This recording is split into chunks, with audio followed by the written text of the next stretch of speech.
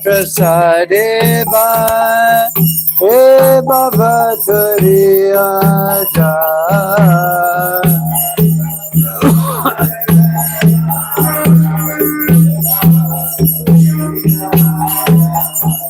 Krishna kapi hoya hote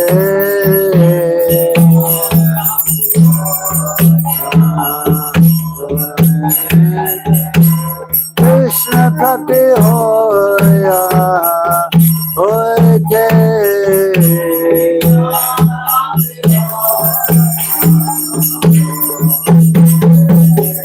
Guru Mukha Padma Vakya Chitte Kuriya Aika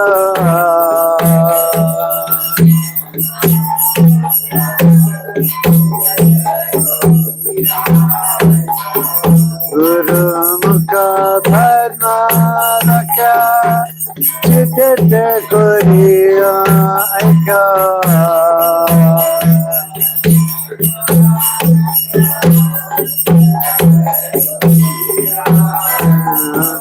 Ana kuri ho mane asha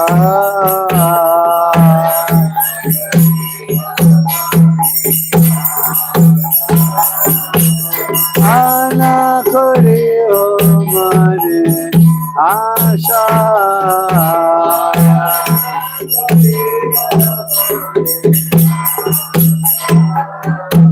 Shri Guru Charane Rati Aise Uttama Gati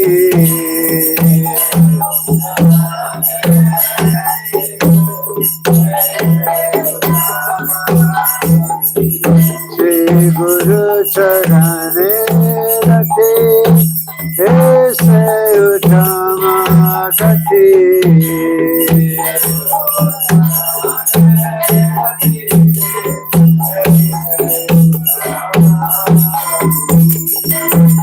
Prasad pure sarva asha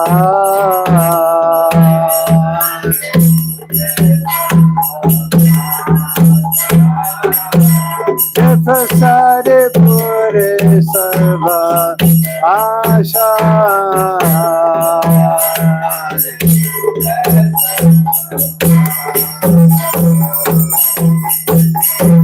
Chakran dilo ye janme janme Prabhu se Chakran dilo ye janme janme Prabhu se Divya gyan de prakashito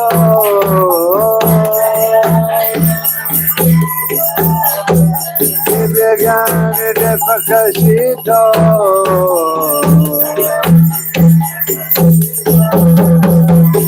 Bhaktiya hote abhijav nasajate Prema bhaktiya hote abhijav nasajate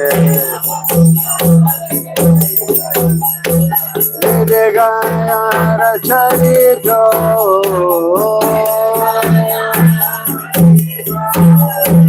Lede gaya racharito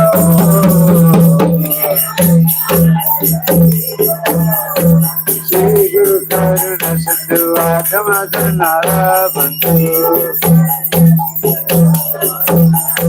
Shri Guru Karuna Sindhu Adhamadhanara Bandhu Lakana Sakira Jivana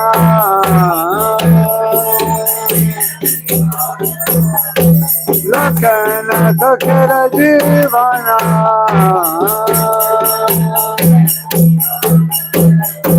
Prabhu Kuru Jaya Diyo Mori Pada Chaya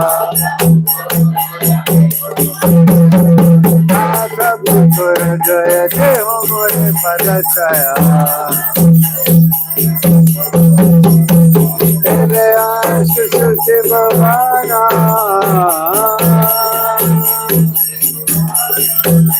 Ede Ashu Suti Bhavana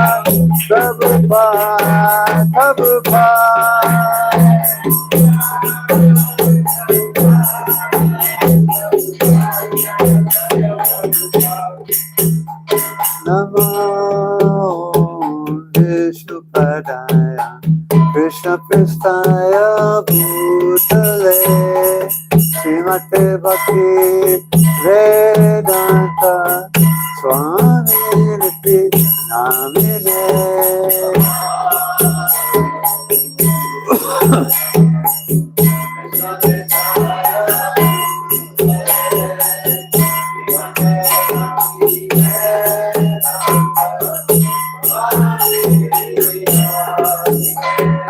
Namaste Saraswati Deve Gauravani Pracharine Nirvishesha Shanyavadi Pashata Distarine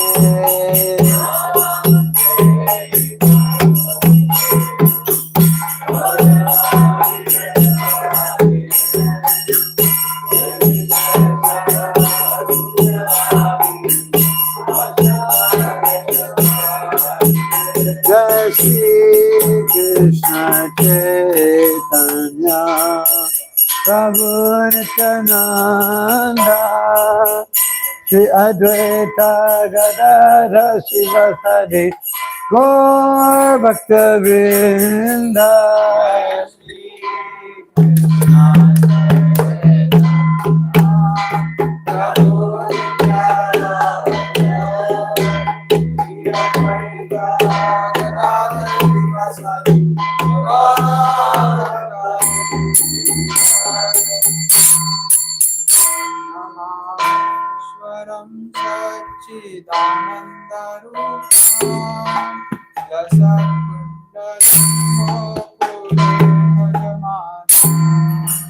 Namami Swaram Satchidanandrupam Lasat Kundalam Gokule Brajamana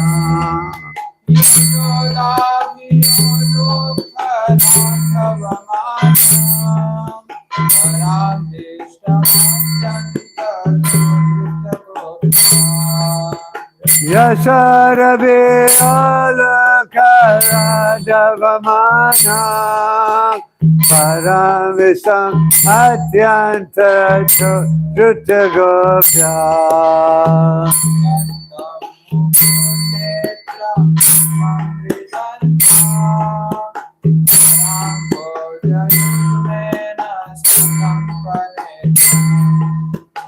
Rudantan Mohaneta Imam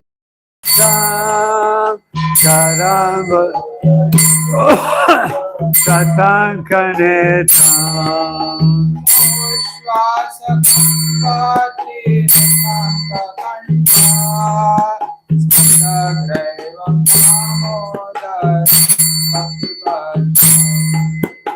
Mahasasakampatirakankakanta Sita Gavan Damoda Bhaktivada Srila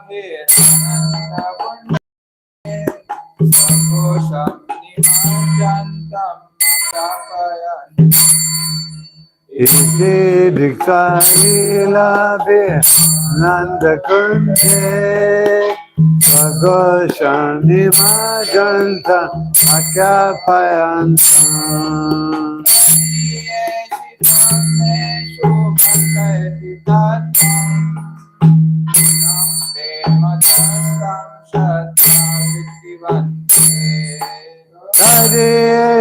Tageshu bhaktajitatvam Gunakrematastam Saviti Vande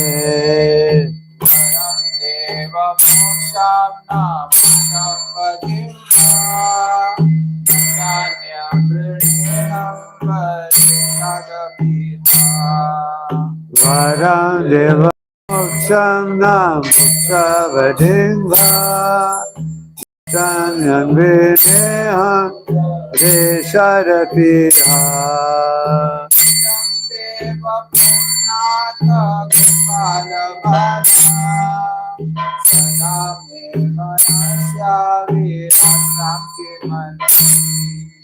Idang Teva Purnatha Gopala Bala Sada Me Manasya Rasam Kimanye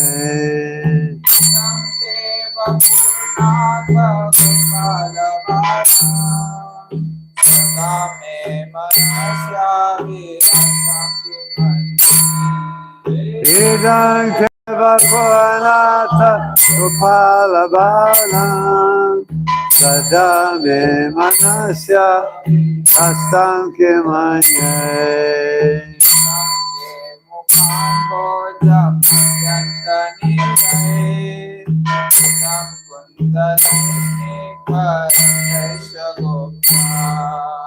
Idang te mukam bojo chantanila Vitam kundalai snig Rakaishta gopya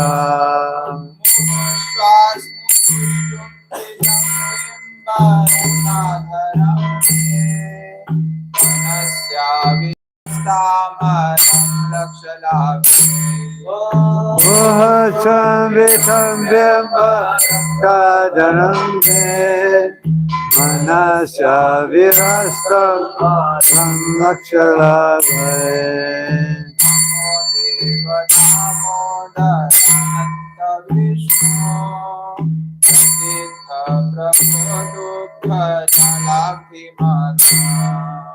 Namo Deva Damodar Nanta Vishnu Sasida Prabhu Dukha Labdi Magna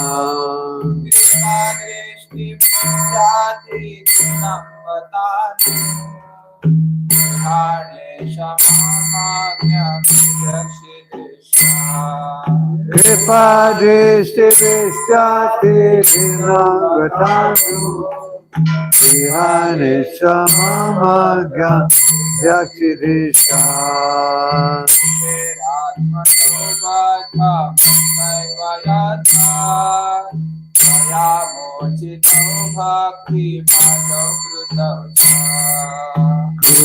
Kuveratmajo Bada Devayatma Vayamuchito Bhakti Ajokitotsa Prema Bhakti Swakam Mekrayatsa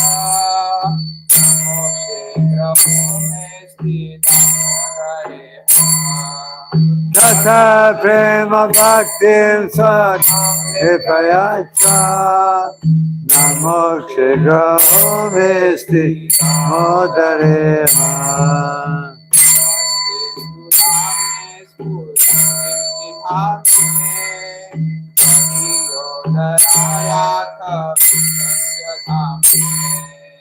Namaste Sudamne Spurtiptidamne Adiyodayata Vishwasyadamne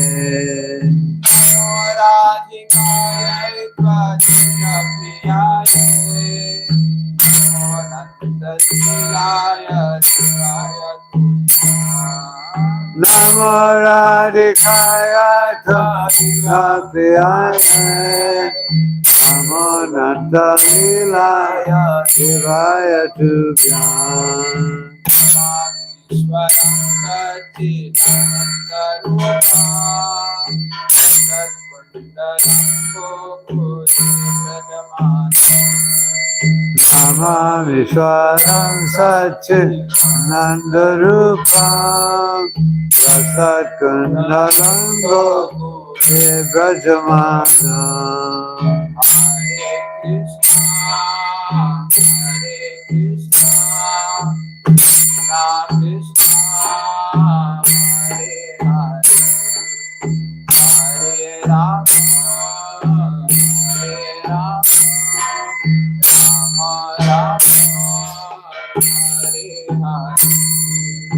Hare Krishna Krishna Hare Hare Hare Rama Hare Rama Rama Rama Hare Hare Hare Krishna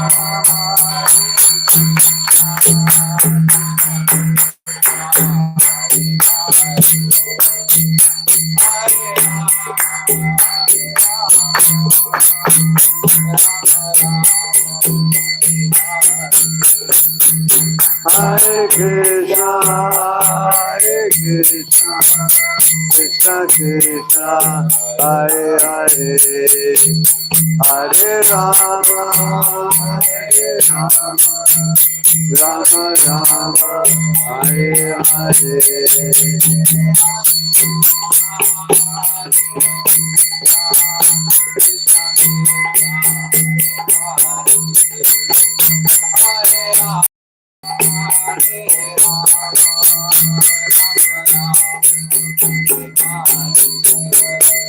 Hare Krishna, Hare Krishna, Krishna Krishna, Hare Hare, Hare Rama, Hare Rama, Rama Rama, Hare Hare.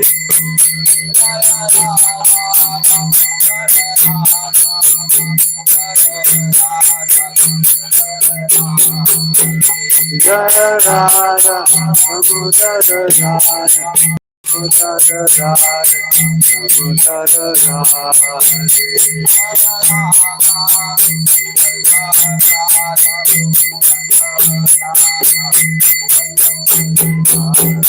Jaya Radha, Muktavandya Radha, Muktavandya Radha, Muktavandya Radha.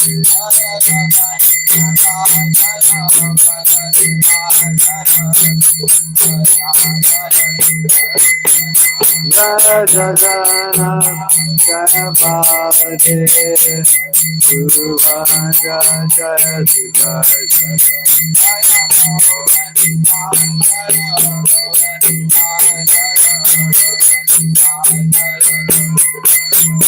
Jaya Goranita, Goranita, Goranita, Jaya Goranita.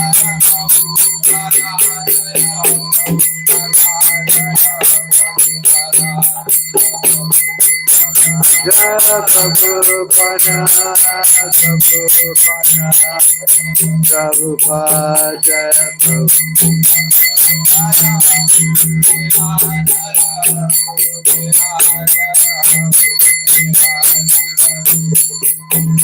Jaya Guru Deva, Guru, Jaya Guru Deva, Jaya Guru.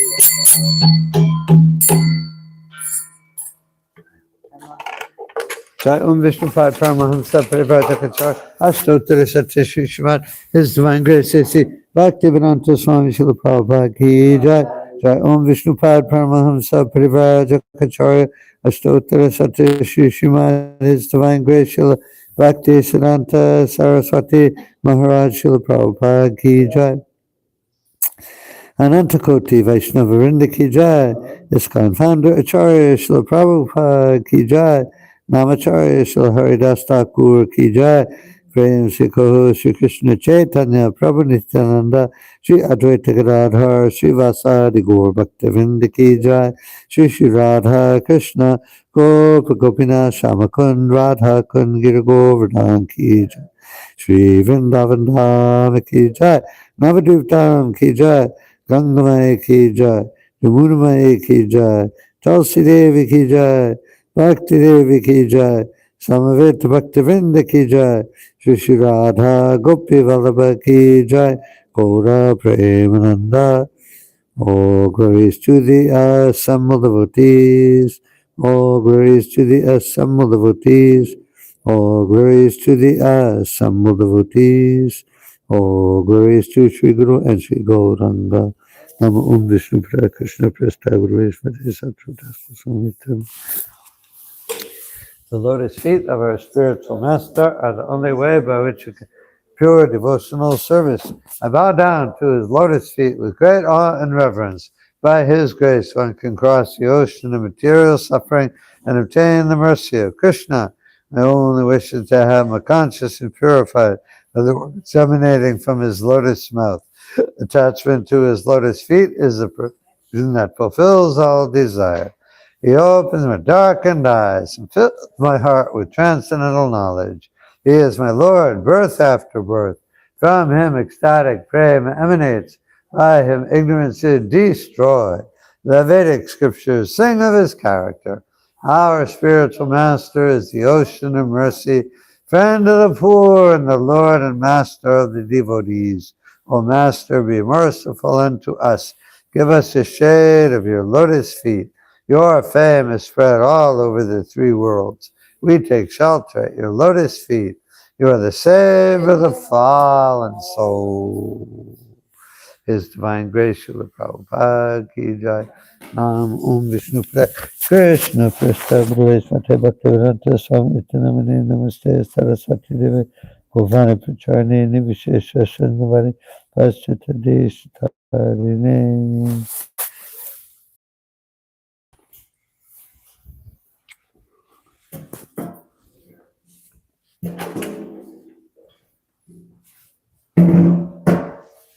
Read from the Prabhupada lilamrita.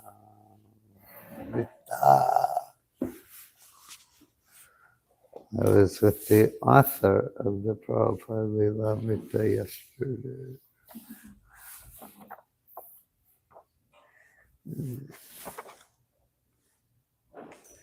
During lunch, after everybody finishes eating, then Satsru Maharaj sits at the table and talks to everyone for a while.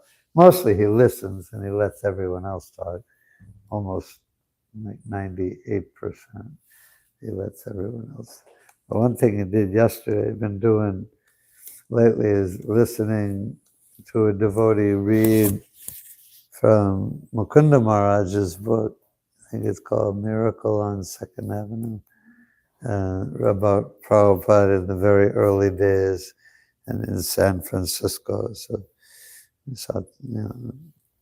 there are many devotees who have written about their times with Prabhupada, and they're all really important times.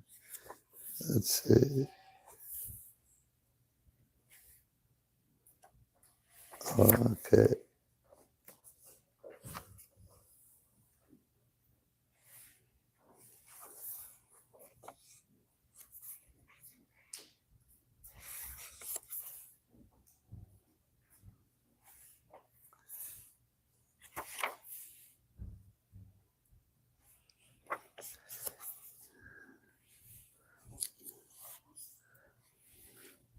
Okay, this is just after the printing of the first Back to Godhead magazine, or not the first, but the first with one of the early volumes, Back to Godhead magazine in the United States.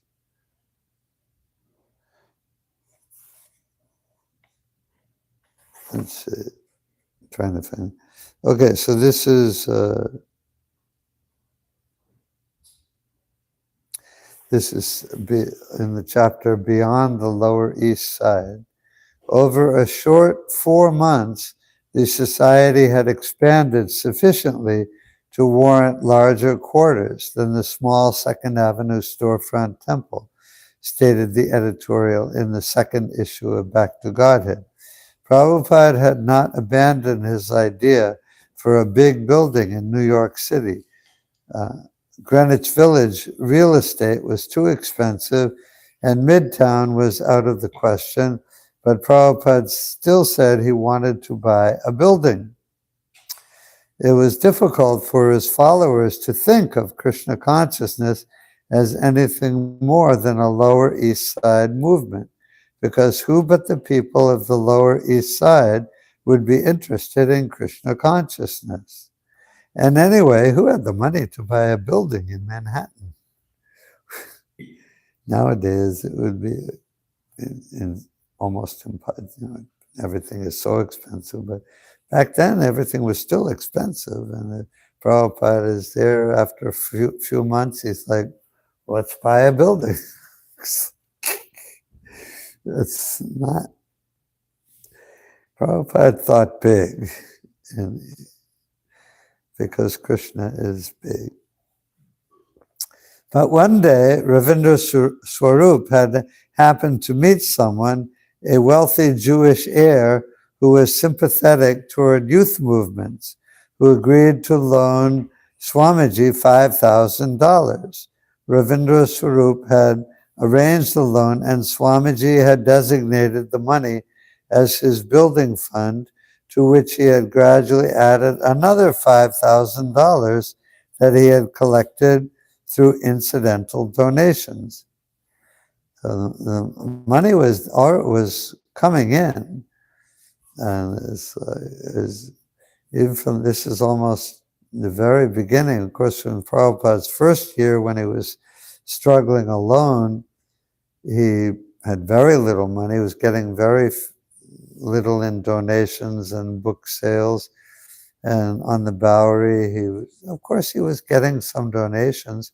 But when 26 Second Avenue started, then apparently, obviously, the donations picked up. And one devotee, Ravindra Swarup, found some rich guy who said, I'll lend you $5,000. And then Prabhupada, he had $5,000 more from incidental donations that people were giving. And he made, it's not an insignificant amount of money. But Prabhupada always said that you just serve Krishna sincerely, and there won't be any shortage of money. Krishna owns everything. The source of all the money, the source of all, the owner of all the money, owner of everything is Krishna. And if you just use everything in Krishna's service, then he'll give you money, and as much as you need, or more than you need. Now, nowadays, so much money and resources are coming into ISKCON, and it can only increase more and more over time. That's why it's very important, and Prabhupada stressed so heavily from the beginning to use everything. Devotees, Prabhupada and the devotees, they didn't hardly ever refer, Prabhupada did sometimes, but in general, all the devotees referred to it as Lakshmi. And Prabhupada always taught that we're returning Lakshmi to Narayan. In the material world, everyone wants to keep Lakshmi for themselves, and they use it for their own sense gratification. And the perfect example of that is Ravana kidnapping Sita, or trying to kidnap Sita from Ram. And of course, when he kidnapped Sita from Ram, then he didn't get the real Sita, he got the Maya Sita. So when people try to use Lakshmi for their own sense gratification, out of their own lust and greed, then it's not Lakshmi anymore. It's just filthy lucre, as I think it's in one play by Shakespeare, filthy lucre means money. So you use anything, use it for sense gratification, then it's just it is nothing spiritual about it anymore. But you use it for in Krishna's service, and the Lakshmi, what was destined to be your downfall into sense gratification or help you in that becomes your upliftment in spiritual life. You give to Krishna.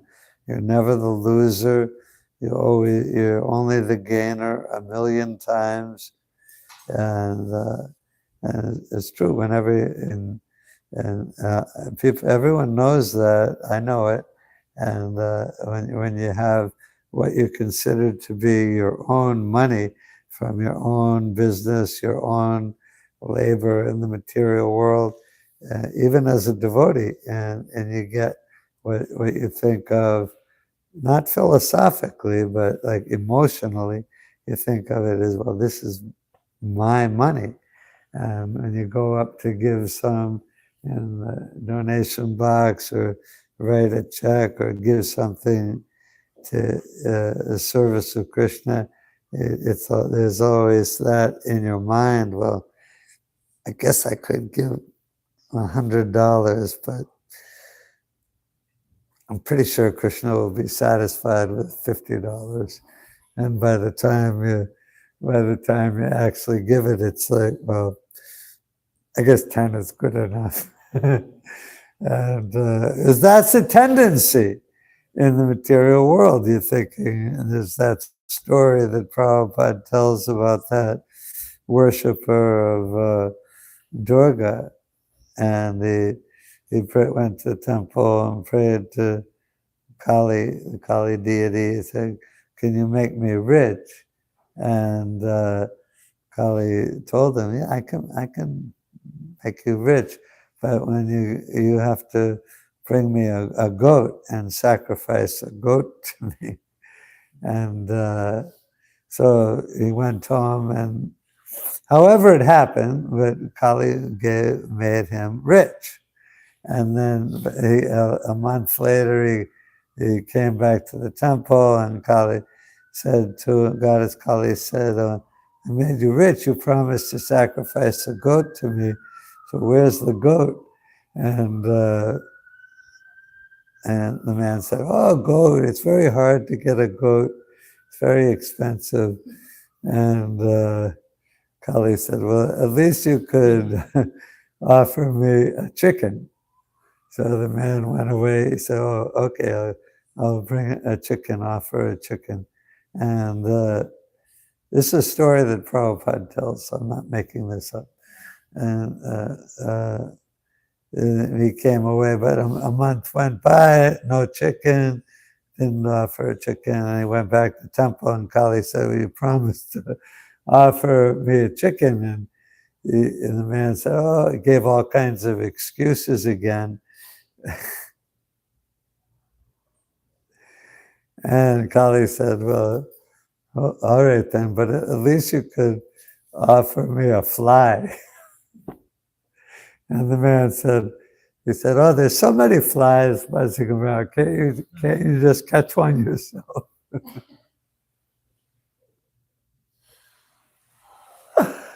Anyway, it's a tendency that the conditioned soul has.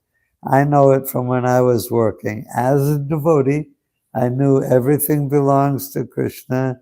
I should use but when it came, and I gave money, Lakshmi all the time, but when you have your own money, there's a fight in your head.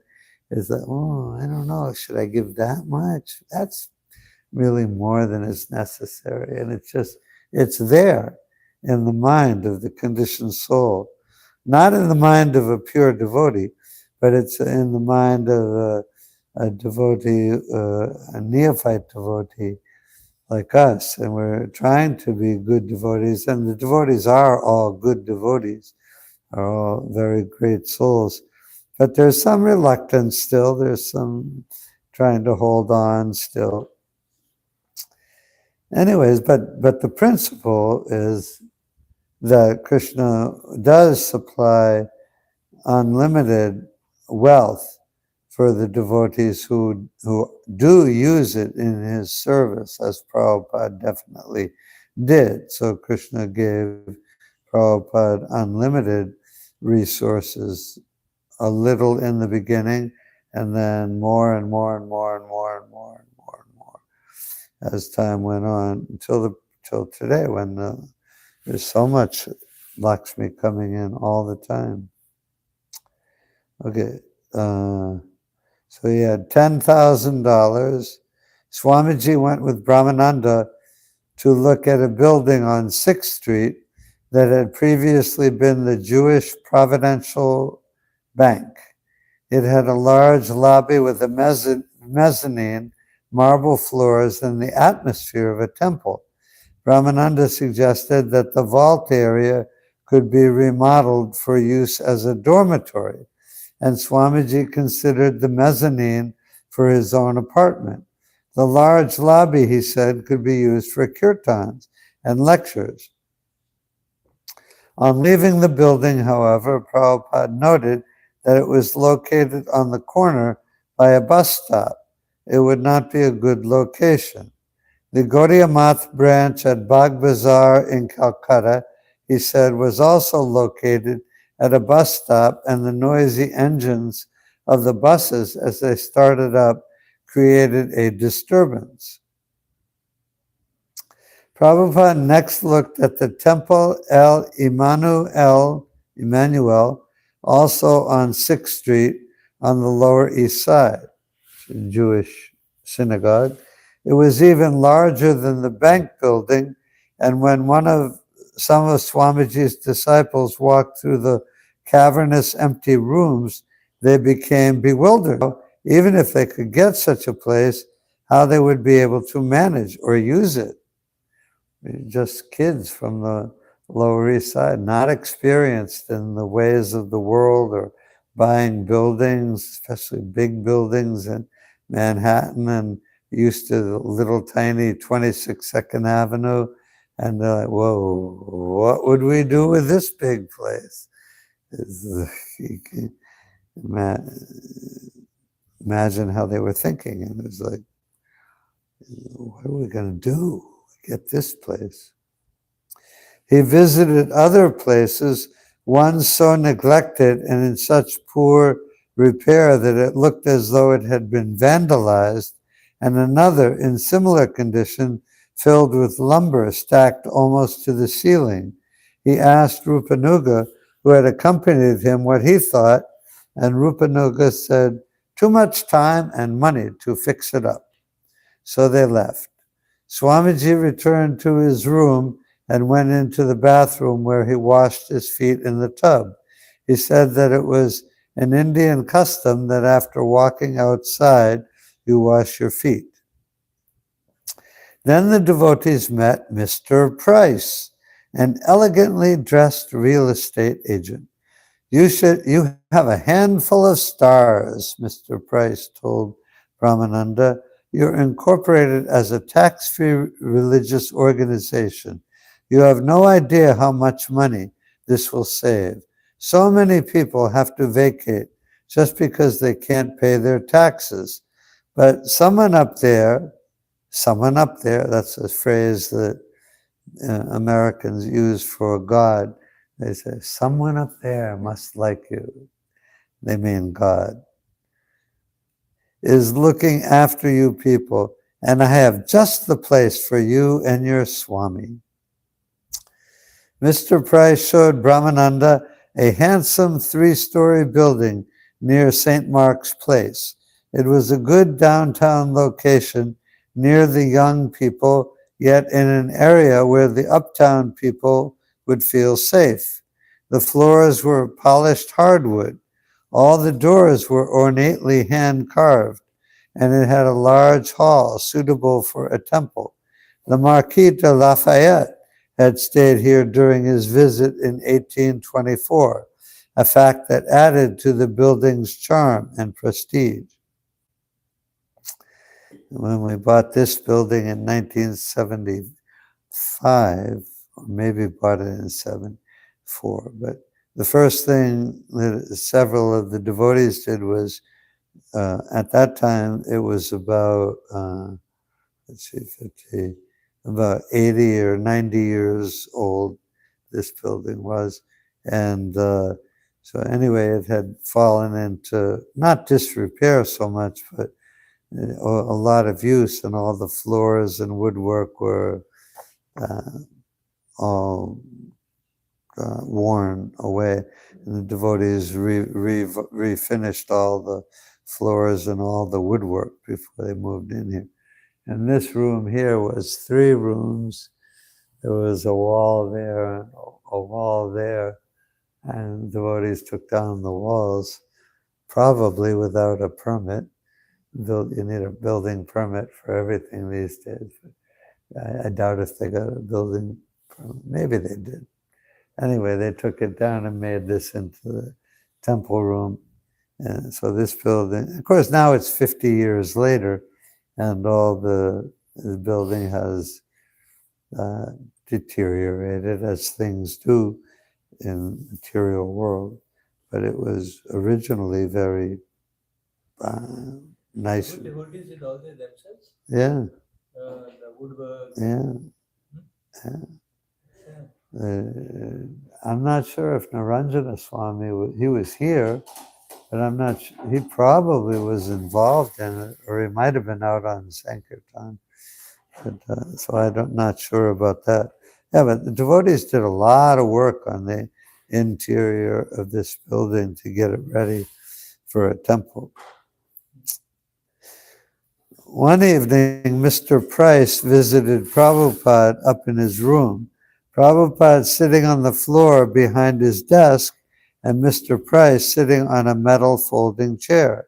Mr. Price wore an elegant suit and a white dress shirt with cufflinks and starched cuffs. His expensive dress, meticulously tanned face, and blonde hair, which some devotees thought was a wig, contrasted strangely with the Swami's simplicity. Mr. Price kept referring to Swamiji as Your Excellency, and he expressed much appreciation of Swamiji's work. He spoke optimistically about how, through his connections, he hoped to save Prabhupada a lot of money and trouble and get him just what he wanted. And you have to be very careful about people like that is in any walk of life, but definitely in the business world, in any phase of life. A man approaches a woman, or in business, or in any kind of thing. Anyone who talks real slick and exaggerated and everything, you have to be a little careful of it, because they might. That's a trick of the con men, is they just want to,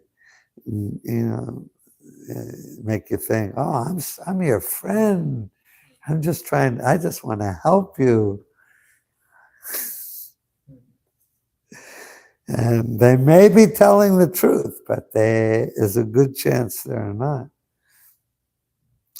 Accompanied by a few disciples, Prabhupada went with Mr. Price to see the building. While Mr. Price, the devotees, and the custodian of the house were all talking together in a group, Prabhupada wandered off unnoticed to a corner of the room where there was an old-fashioned sewing machine. He began pressing the treadle and examining the workings of the machine. As Prabhupada rejoined the group, Mr. Price said, if you can just get $5,000 down, I can get the owners to draw up a contract. $5,000 down and another $5,000 within 2 months. That shouldn't be so difficult. Prabhupada liked the building and told Brahmananda they should purchase it. Brahmananda was inclined to turn the money over right away, but Prabhupada said that first a suitable contract had to be drawn up. Mr. Price talked to the devotees in private, speaking in the Swami's interest and in the interest of the spiritual movement, and he seemed to be promising them something even more than a contract. Perhaps he would give them the building. It didn't make sense that he could give the building, but he told them something like that. He wanted the devotees to think of him as their friend, and he invited them over to his house one evening. It's not, I'm your friend. You know me. I'm just trying to help you. Maybe we can. Maybe you won't even have to pay any money. Maybe I'll get it for you for free. You're such nice people. When the devotees gathered in his house, sitting stiffly on chairs in his living room, which was lined with bookcases filled not with books, but with two-dimensional designs depicting rows of books, he continued to flatter them. He praised Hayagriva's writings, and Hayagriva was obviously embarrassed and flattered. He praised everything about the devotees. He also spoke of how his dog had recently died and said, "The house seems empty without the little fellow." He was an unusual man, effeminate and full of flattery and praises. Prabhupada remained reserved after his first meeting with Mr. Price, though he was interested in getting the building if the proper arrangement could be made. Prabhupada knew about money transactions, and he knew about contracts, and he knew about being careful.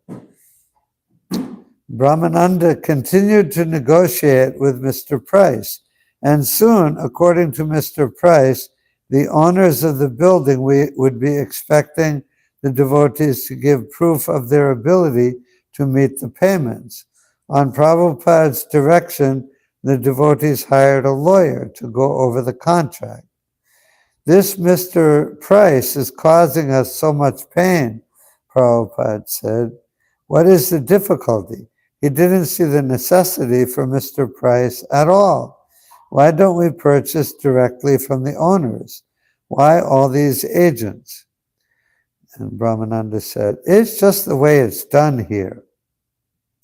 Of course, that generally is the way it's done.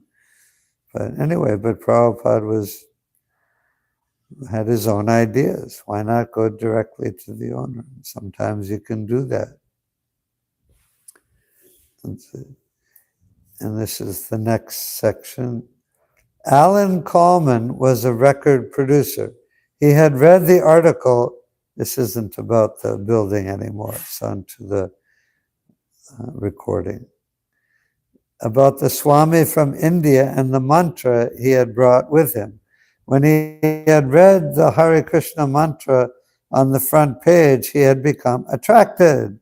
The article gave the idea that one could get a tremendous high or ecstasy from chanting. The Swami's Second Avenue address was given in the article, so one night in November, Alan and his wife visited the storefront. Alan speaking. There were about 30 pairs of shoes in the back of the room, people in the front and shoes in the back. We took off our shoes and sat down. Everyone was seated very quiet. I think I told you that one about that book the hippie wrote about getting free shoes at the Hare Krishna temple. It became known as ISKCON spread that at the Sunday feast, a lot of people would come, a lot of guests, and everyone had to leave their shoes in the front. And there was this one very popular hippie. He was kind of outlandish and really out there, and and whatever happens, somebody always becomes famous musician, famous actor. He was a famous hippie, and his name was Abbie Hoffman. And I think I heard later he became a lawyer or a Wall Street investor or something. But at the time, he was a famous hippie. And the thing about one of the things about hippies is, you should live very simply, get things for free whenever you could, whatever you need to get it for free. And he wrote a book which became a popular selling book. And the name of the book was Steal This Book, the title of it. And so anyway, it became well known. And he told in the book, Steal This Book, he told a lot of ways you could get a lot of different things for free. And one of the things he said was that if you go to the Hare Krishna temple, especially on a Sunday night, everybody leaves their shoes there and you can get free shoes. And it wasn't unusual for at the end of the Sunday feast, someone would be there and be like, "My shoes are gone. My shoes are gone." Anyway, it was just a little bit of ISKCON history. It's a kind of funny story. It wasn't funny for the people who lost their shoes, but kind of a funny story. Anyway, so everybody left their shoes at the 30 pairs of shoes at 26 Second Avenue, and 30 people in that small storefront means it's pretty crowded. Let's see. We took off our shoes and sat down. Everyone was seated and very quiet. Front and center was a chair, and everyone was staring at this chair. Even then, we felt a certain energy in the room. No one was saying anything, and everyone was staring at the chair.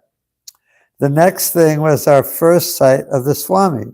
He came in and we sat down on the chair, and there was a tremendous surge of energy. The Swami began chanting, and it was very beautiful sound. Swamiji had this little drum he was hitting, very penetrating and exciting. One of the devotees was holding up a sign with the chant written on it so everyone could follow. Then the devotees got up and danced in a circle, a special dance with steps to it. The Swami was looking around the room, and he seemed to smile as he looked at you, as if to encourage you to join. The next day, Alan phoned Prabhupada to propose that he make a record of the chanting, but it was Brahmananda who answered the phone, and he gave Alan an appointment with the Swami that evening. So again, Alan and his wife went down to the East Village, which to them was the neighborhood where things were happening. If you wanted to have some excitement, you went down to the East Village. When they entered the Swami's room, he was seated at his typewriter working. As soon as Alan mentioned his idea about making a record, Prabhupada was interested. Yes, he said, we must record. If it will help us to distribute the chanting of Hare Krishna, then it is our duty. They scheduled the recording for 2 weeks later in December at the Adelphi recording studio near Times Square. Alan's wife was impressed by how enthusiastically the Swami had gotten to the point of making the record. He had so much energy and ambition in his plans. It was the night before the recording date. A boy walked into the storefront for the evening kirtan carrying a large two-headed Indian drum. This was not unusual, as guests often brought drums, flutes, and other instruments. At this time, Swamiji seemed particularly interested. The boy sat down and was preparing to play when Prabhupada motioned for the boy to bring him the drum. The boy didn't move.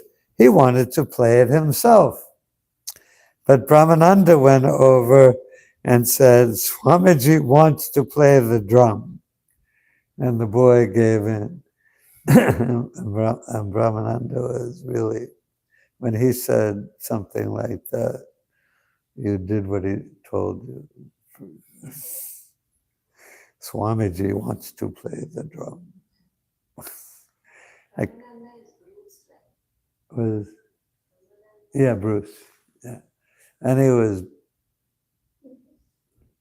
not professional, but New York State champion wrestler. He was not real tall, but he was strong. And when he said something, you wanted to do what he told you.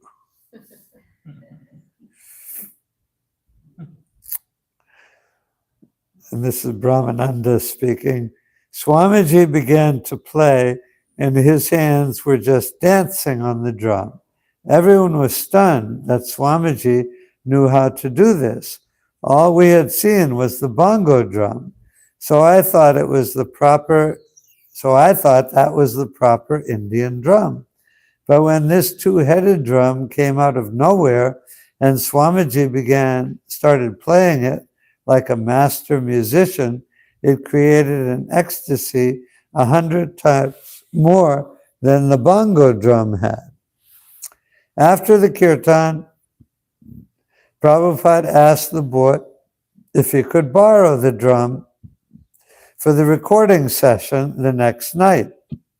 The boy at first was reluctant, but the devotees promised to return his drum the next day, so he agreed and said he would bring the drum the next evening. When he left the storefront that night with his drum under his arm, the devotees thought they would never see the boy or his drum again. But the next day, a few hours before Swamiji was to leave for the studio, the boy returned with his drum. It was a cold December night. The Swami, dressed in his usual saffron dhoti, a tweed coat, and a pair of gray shoes, which had long since replaced his original white pointy rubber ones, got into Rupanuga's Volkswagen van with about 15 of his followers and their instruments and started for the recording studio. Brahmananda speaking, we didn't start recording right away because there was a group ahead of us, so we went out for a walk in Times Square. We were just standing there with Swamiji, seeing all the flashing lights and all the sense gratification, when a woman came up to Swamiji and said, "Oh, hello, where do you come from?" In a very loud, matronly way, and Swamiji said, "I am a monk from India." And she said, "Oh, that's wonderful. Glad to meet you." And then she shook Swamiji's hand and left. "Oh, hello, where do you come from?" "I'm a monk from India." "Oh, that's wonderful. Glad to meet you." And she shook Swamiji's hand. And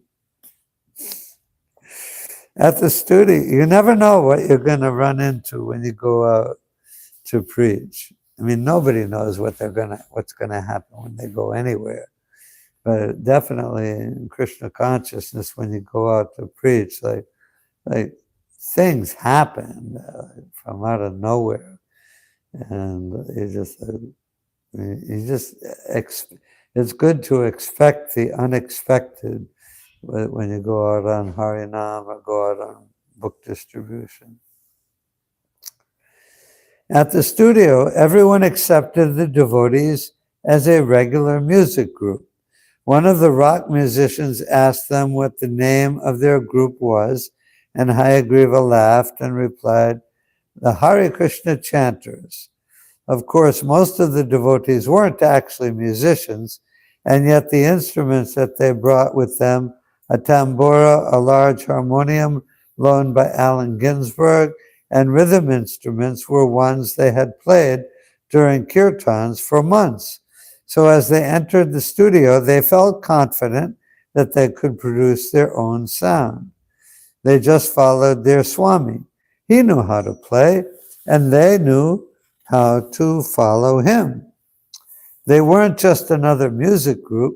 It was music, but it was also chanting, meditation, worship.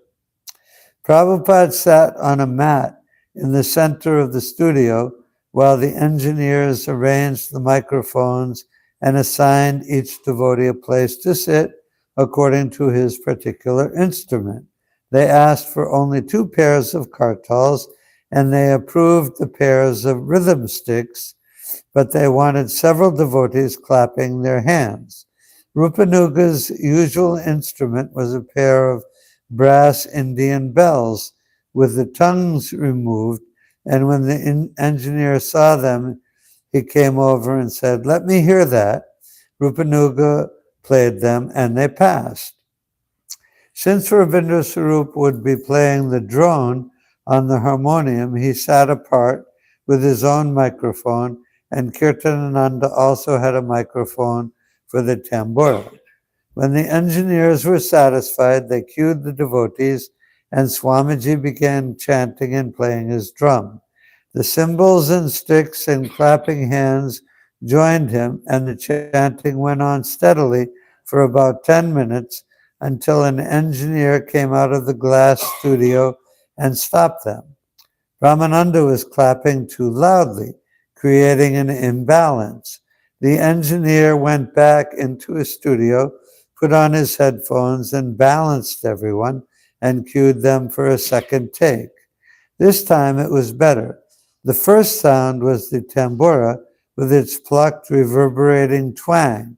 An instant later, Swamiji began beating the drum and singing, Vandeham Sri Guru.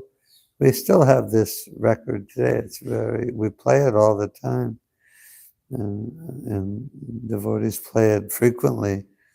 And it's from November of 1966 at the record studio. An instant later, Swamiji began beating the drum and singing. Then the whole ensemble put out to sea. That means they started playing. The tambura, the harmonium, the clackers, the cymbals, Rupanuga's bells, Swamiji's solo singing, pushing off from their moorings out into a fair weather sea of chanting. Lalita Shri Vishakan Vitamcha. Swamiji's voice in the studio was very sweet. His boys were feeling love, not just making a record. There was a feeling of success and union, a crowning evening to all their months together. Sri Krishna Chaitanya Prabhu Nityananda. After a few minutes of singing prayers alone, Swamiji paused briefly while the instruments continued pulsing and then began the mantra. Hare Krishna, Krishna Krishna, Hare Hare, Rama Hare Rama, Rama Rama Hare Hare. It was pure Bhaktivedanta Swami, expert, just like his cooking in the kitchen, like his lectures. The engineer liked what they heard. It would be a good take if nothing went wrong. The instruments were all right. The drum, the singing, the harmony was rough. But this was a special record, a happening. The Hare Krishna chanters were doing their thing, and they were doing it all right. Alan Coleman was excited. Here was an authentic sound. Maybe it would sell. I'm going to stop there for today. Okay.